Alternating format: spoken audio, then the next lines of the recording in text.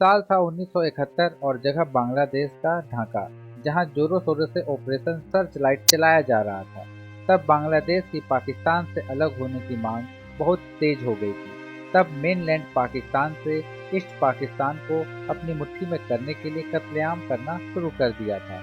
यही वो वक्त था जब लाखों की संख्या में रातों रात बंगालियों ने भारत के नॉर्थ ईस्ट के राज्यों को अपना घर बना लिया। 1971 के युद्ध के बाद 26 मार्च 1971 के दिन बांग्लादेश के देश के रूप में जन्म हुआ और बहुत सारे बांग्लादेशी वापस नॉर्थ ईस्ट से बांग्लादेश आ गए।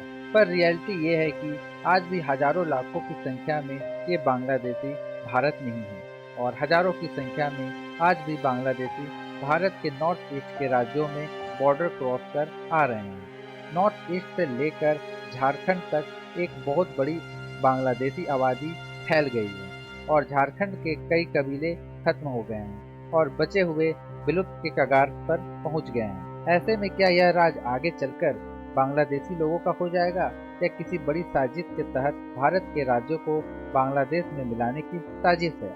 और आखिर ऐसा क्या है भारत में कि बहुत सारे बांग्लादेशी आ रहे हैं?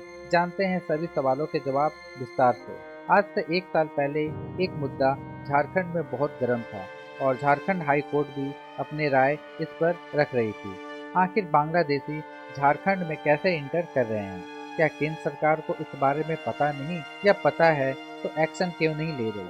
तब हाई कोर्ट ने राज्य सरकार और केंद्र सरकार से पूछा था, बांग्लादेशी घुसपैठिए ये झारखंड में कैसे घुसपैठ कर रहे हैं? और ऐसी चिंता जाहिर करने वाला अकेला हाई कोर्ट नहीं था। तब राज्यपाल सीपी राधाकृष्ण भी कहने से पीछे नहीं रहे थे, यह बहुत ही खतरनाक है। विदेशियों की घुसपैठ से आदिवासी समुदाय की जीवन शैली बहुत ही तेजी से बदलने का खतरा पैदा हो गया है और बीजेपी के लोग तो अक्सर बांग्लादेशी का मुद्दा उठाते रहते हैं, फिर भी इस पर कुछ हो क्यों नहीं रहा है? आखिर ये समस्या इतनी गहरी क्यों होती जा रही है? और ये प्रॉब्लम कोई नई नहीं है। हिस्ट्री में थोड़ा पीछे जाएं तो झारखंड में एक बहुत बड़ी आबादी संथाल ट्राइब की रही है। इनके डेमोग्राफिक्स में बदलाव होना शुरू हो गया था 1971 के बाद, जब कई बांग्लादेशी को मद्रास में शेल्टर मिलने लगा।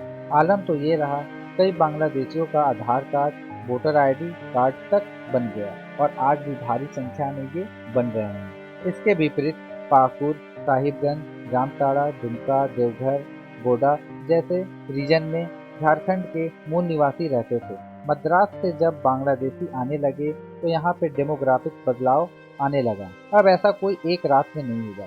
इनके यहाँ आने से आदिवासी और बंगालियों में मेल जोल बढ़ने लगा, यहाँ तक कि वे लोग आपस में शादी भी करने लगे।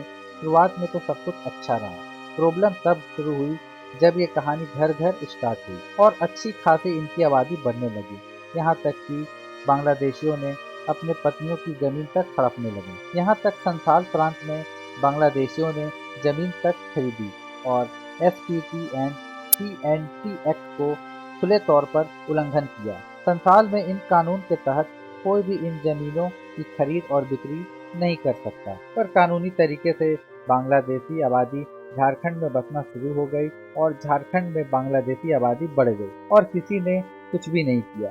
टीएनटी एक्ट से बचने के लिए बांग्लादेशियों ने आदिवासी महिलाओं से शादी करके जमीन गिफ्ट करवाने लगे और अपने नाम पर इस तरह से बहुत सारे जमीन बांग्लादेशियों के पास चले गए। आलम तो ये है कि बहुत से क्षेत्रों में बांग्लादेशी मुखिया तक बन बैठे हैं और आदिवासी महिलाओं से शादी करने के बाद जब इनके बच्चे हुए, उन्होंने भी इस्लाम को ही अपनाया, जिससे कि आदिवासी जनसंख्या कम हो गई और बांग्लादेशी आबादी तेजी से झारखंड में बढ़ने लगी।